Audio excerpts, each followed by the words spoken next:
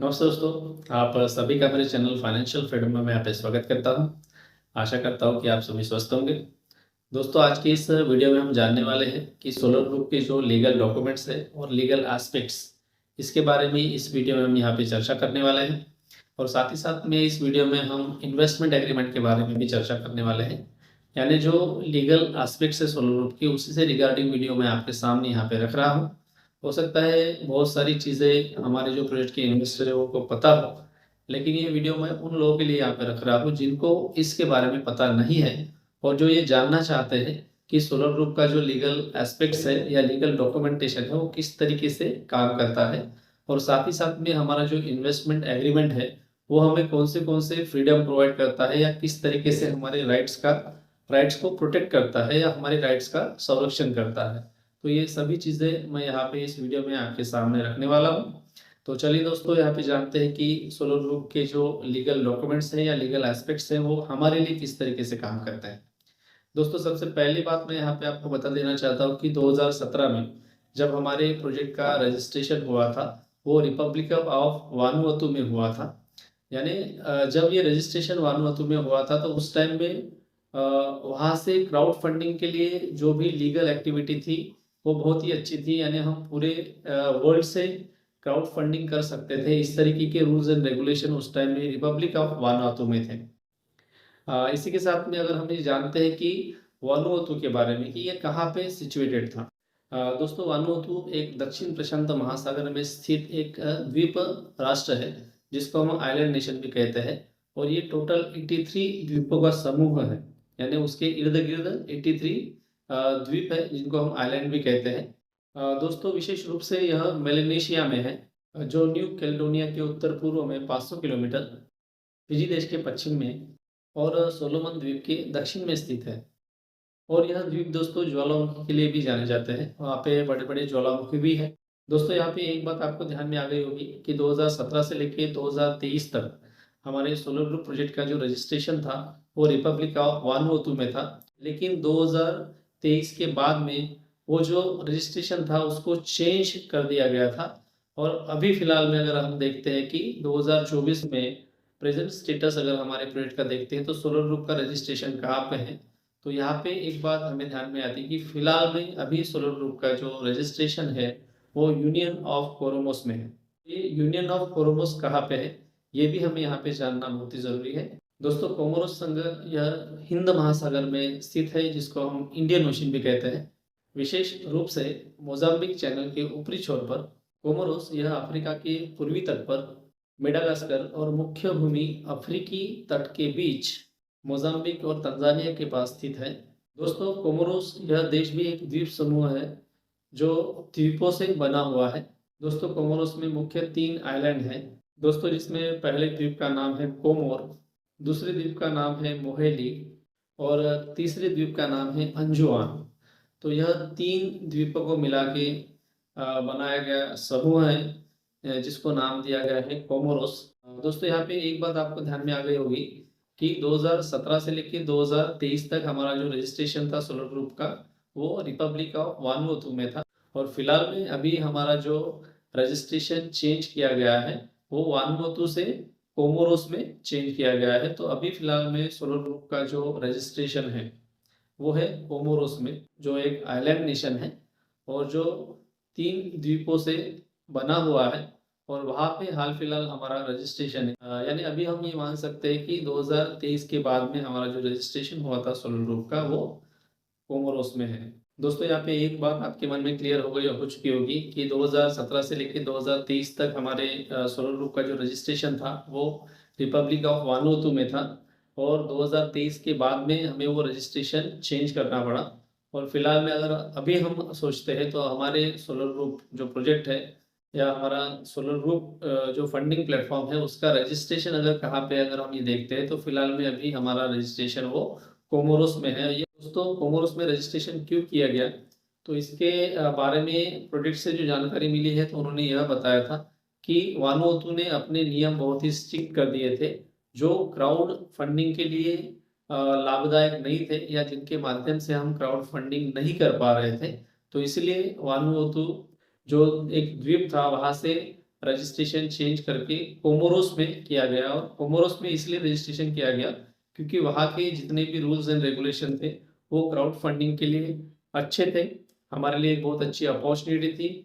और उसके बाद में हम पूरे वर्ल्ड से हमारा जो इन्वेस्टमेंट आ रहा था वो हम कंटिन्यूसली कर पा रहे थे। तो इसलिए हमने जो हमारा एड्रेस था वो चेंज किया था। रिपब्लिक ऑफ वानातू, ये जो इंडिपेंडेंट कंट्री है वो भी एक द्वीप समूह है। और अभी फिलहाल में हमारा जो रजिस्ट्रेशन हुआ है कोमोरोस में वो भी एक द्वीप समूह है जो अलग अलग द्वीपों से बना हुआ है और जो हिंद महासागर में स्थित है। जैसे मैंने बोला था कि रिपब्लिक ऑफ वानातू ये जो द्वीप समूह है वो उत्तरी प्रशांत महासागर में स्थित है। तो कोमोरोस ये एक द्वीप समूह है, वो फिलहाल में अभी हिंदी महासागर में स्थित है, जिसको हम इंडियन ओशन भी कहते हैं। दोस्तों, अगर हम कंपनी के लीगल डॉक्यूमेंट्स के बारे में अगर यहाँ पे बात करते हैं तो हमें एक बात यहाँ पे पता चलती है। तो अभी हाल फिलहाल में सोलर ग्रुप के पास में इंटरनेशनल ब्रोकरेज और क्लियरिंग लाइसेंस है, जो इस प्रोजेक्ट को 1 मार्च 2024 को मिला था। और दोस्तों, ये जो international brokerage and clearing licence हमें जो मिला है उसका रजिस्ट्रेशन नंबर L15658 है, जो सरकारी डिग्री संख्या 005205 के तहत स्वायत्त आइलैंड अंजुआन के वित्तीय प्राधिकरण द्वारा जारी किया गया है। और ये अंजुआन जो द्वीप है ये कोमोरोस में जो मेन 3 द्वीप है या ये जो 3 आइलैंड है उसमें से एक है। इसके पहले मैंने आपको वो जानकारी दी है कि 3 मेन जो आइलैंड है उनको मिला के कोमोरोस बनाया गया है। और उस 3 आइलैंड में से अंजुआन ये एक मेन आइलैंड है जहाँ से हमें ये जो सर्टिफिकेट है या जो लाइसेंस है वहाँ से वित्तीय प्राधिकरण द्वारा जारी किया गया है। दोस्तों, सोलर ग्रुप ने ये जो international brokerage and clearing licence प्राप्त किया है, यह लाइसेंस हमें क्या प्रदान करता है ये भी हमें जानना बहुत ज़रूरी है यहाँ पे। दोस्तों, यह लाइसेंस हमें सिक्योरिटी जारी करने तथा उनके साथ में लेन देन करने की अनुमति देता है। लेकिन यहाँ पे दोस्तों मैं आपको एक बात बता दूँ कि वर्तमान में अभी हमारा जो प्रोजेक्ट है ऐसी गतिविधियों में शामिल नहीं है। लेकिन दोस्तों, दीर्घकालीन परिप्रेक्ष्य में यह संभव है।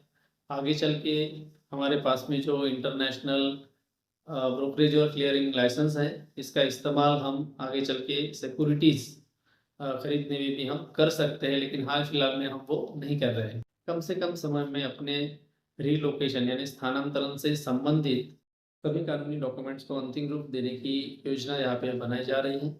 दोस्तों, अगर इस तरीके की बातें यहाँ पे हो रही है तो जितने भी इन्वेस्टर है, निवेशक है, भागीदार है, उनके मन में एक बात यहाँ पे ज़रूर आ सकती है कि इतने सारे बदलाव हो रहे हैं, प्रोजेक्ट का जो एड्रेस है, रजिस्ट्रेशन एड्रेस वो चेंज किया जा रहा है, तो इसका सीधा हमारे इन्वेस्टमेंट के ऊपर में कुछ प्रभाव गिर सकता है या नहीं, या इस तरीके से प्रश्न हमारे मन में भी उपस्थित हो सकते हैं।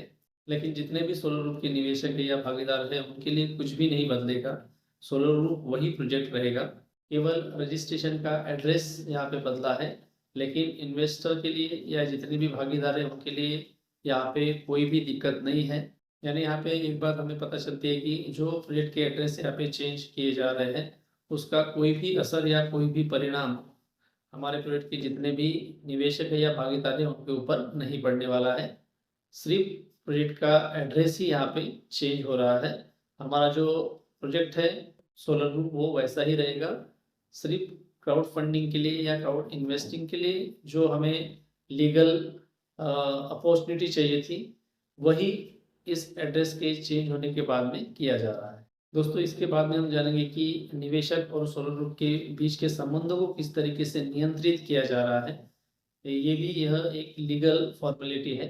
दोस्तों, यहाँ पे हमें एक बात पता चलती है कि जितने भी सोलर ग्रुप के इन्वेस्टर हैं उन्होंने अपने बैक ऑफिस में इन्वेस्टमेंट एग्रीमेंट को साइन किया हुआ है।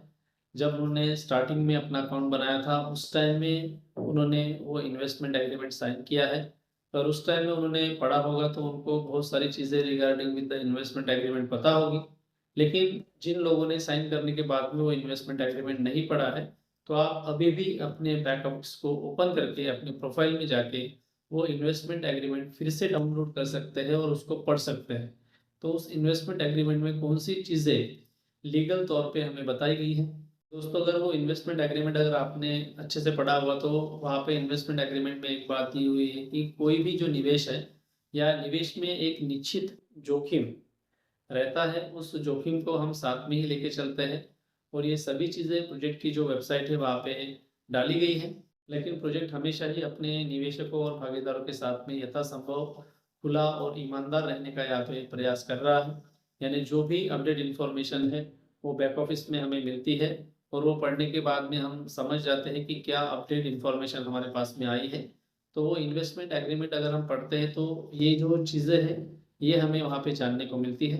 दोस्तों इस प्रोजेक्ट में जितने भी इन्वेस्टरों ने इन्वेस्टमेंट किया है तो हमें ये भी यहाँ पे जानना ज़रूरी है कि सोलर ग्रुप के पार्टनर की कानूनी स्थिति क्या है या किस तरीके से कानूनी प्रोटेक्शन यहाँ पे जितने इन्वेस्टर है उनको मिलता है। दोस्तों यहाँ पे पार्टनर की भूमिका हमें बताई गई है कि according to the investment agreement कानूनी स्थिति अगर पार्टनर की यहाँ पे देखते हैं तो वहाँ पे हमें पता चलता है कि पार्टनर कंपनी का एक सलाहकार है जो स्वैच्छिक रूप से इस प्रोजेक्ट के बारे में जानकारी प्रदान करता है और अंतर्राष्ट्रीय कानून के अनुसार परियोजना में सलाहकार के रूप में यहाँ पे काम करता है। यह पार्टनर का काम होता है। दोस्तों पार्टनर को कंपनी के बारे में जानकारी प्रदान करने के लिए एक मौद्रिक यानी जिसको हम बोलते हैं कि रिम्यूनरेशन भी वहाँ पे मिलता है जो उसका लीगल राइट्स है। पार्टनर या भागीदार कुछ भी नहीं बेचता है और ना ही सिक्योरिटी में व्यापार करता है। दोस्तों पार्टनर ना ही कंपनी का कोई कर्मचारी है और ना ही कोई अधिकारी है। दोस्तों पार्टनर अपने या सोलर ग्रुप के लाभ के लिए परियोजना से सीधा धन प्राप्त नहीं कर सकता है। दोस्तों इन्वेस्टमेंट एग्रीमेंट के तहत कंपनी में जो निवेश करते हैं वो सीधा धन कंपनी के पास में जाता है और फिर प्रोजेक्ट या कंपनी जितने भी हमारे पार्टनर्स है या भागीदार है उनको रिम्यूनरेशन प्रदान करती है जिसको हम रेफरल भी कहते हैं। और दोस्तों ये हमारा लीगल राइट्स है according to the investment agreement. साथ ही साथ में दोस्तों आर्टिकल 10 और आर्टिकल 11 के तहत जितने भी हमारे इन्वेस्टर है या भागीदार है उनके ह्यूमन राइट्स और फंडामेंटल फ्रीडम को यहाँ पे प्रोटेक्ट किया जाता है जो हमारे एग्रीमेंट का एक महत्वपूर्ण हिस्सा है। और दोस्तों यह हेग कन्वेंशन के जो आर्टिकल 1 है उसके अनुसार भी यह होता है जो प्रिंसिपल और अन्य अंतर्राष्ट्रीय दस्तावेजों को कमर्शियल प्रपोजल को स्थानांतरित करते समय एजेंटों की गतिविधियों को यहाँ पे नियंत्रित करता है। इस तरह दोस्तों पार्टनर्स या साझेदार को कानूनी दायित्व से छूट मिल जाती है तथा वह अपना रेफरल कानूनी रूप से प्राप्त कर लेता है। कोई भी पार्टनर या भागीदार कंपनी की जो कुछ भी गतिविधियां है उसके लिए जिम्मेदार नहीं है। इसी के साथ में दोस्तों यहाँ पे हमें ये भी पता चलता है कि पार्टनर या भागीदार कंपनी की शाखाएं या प्रतिनिधि कार्यालय खोलने के लिए अधिकृत व्यक्ति नहीं है। दोस्तों इन्वेस्टमेंट एग्रीमेंट भागीदारों को परियोजना के बारे में जानकारी देने के लिए साथ ही साथ में कार्यक्रमों में भाग लेने तथा कंपनी का रेफरल प्राप्त करने का यहाँ पे अधिकार देता है। दोस्तों यहाँ पे हमें एक और बात जानने की ज़रूरत है कि सोलर ग्रुप और सिक्योरिटी मार्केट किस तरीके से यहाँ पे काम करता है या किस तरीके से क्राउड फंडिंग यहाँ पे अट्रैक्ट करने की कोशिश करता है। दोस्तों यह जानना हमें बहुत ही ज़रूरी है कि सोलर ग्रुप सिक्योरिटीज़ में व्यापार नहीं करता है और इसीलिए दोस्तों उसे अधिकृत बाजार भागीदार की स्थिति की आवश्यकता नहीं है। सोलर ग्रुप के जितने भी भागीदार हैं दोस्तों वह अधिकृत ब्रोकर नहीं है और इसीलिए उनकी गतिविधियों के लिए लाइसेंस की आवश्यकता नहीं है। दोस्तों यहाँ पे यह बात भी हमें जानना बहुत ही ज़रूरी है कि सोलर ग्रुप डुयूनो की मोटरो की परियोजना के ढांचे के भीतर सिक्योरिटीज़ में व्यापार नहीं करता है। हालांकि भविष्य में यह वो कर सकता है। इसलिए दोस्तों कंपनी और उनके भागीदारों को सिक्योरिटी बाजार के अधिकृत भागीदार की विशेष स्थिति की आवश्यकता नहीं है। दोस्तों अगर यहाँ पे हम अपने प्रोजेक्ट के लीगल ग्राउंड के बारे में बात करते हैं तो हमें यह पता चलता है कि कंपनी और हमारे जितने भी पार्टनर्स या भागीदार है उनकी गतिविधियाँ पूरी तरीके से कानूनी है। लीगल ग्राउंड के ऊपर में ही सब कुछ यहाँ पे चल रहा है। यह यहाँ पे हमें ध्यान में आता है। दोस्तों संयुक्त राष्ट्र महासभा द्वारा अपनाया गया राज्यों के आर्थिक अधिकारों और कर्तव्यों का चार्टर संकल्प 3281 दिनांक 12 दिसंबर 1974 को अपनाया गया है और दोस्तों उसी के अकॉर्डिंग कंपनी यहाँ पे काम कर रही है। ये भी बात हमें यहाँ पे ध्यान में रखनी है। दोस्तों कंपनी के पास में उनके आंतरिक घटक और दस्तावेज है दोस्तों जो हमें कानूनी तौर पर कंपनी की मजबूती को दर्शाती है। ये भी बहुत महत्वपूर्ण बात यहाँ पे है। दोस्तों ये कुछ अपडेट इन्फॉर्मेशन जो प्रोजेक्ट से रिलेटेड थी, जो legal documents and legal aspect से रिगार्डिंग थी, यही इन्फॉर्मेशन मुझे आपको यहाँ पे देनी थी। आशा करता हूँ कि यह सभी इन्फॉर्मेशन आपको पसंद आए। अगर आपको पसंद आती है तो आप अपने ग्रुप में भी इसको शेयर कर सकते हैं। तो मिलते हैं दोस्तों अगले वीडियो में कुछ नई अपडेट इस प्रोजेक्ट से रिगार्डिंग लेके। जो आपको भी सुनने के लिए अच्छी लगे और मुझे भी बताने के लिए अच्छी लगे। तो मिलते हैं दोस्तों अगली वीडियो में।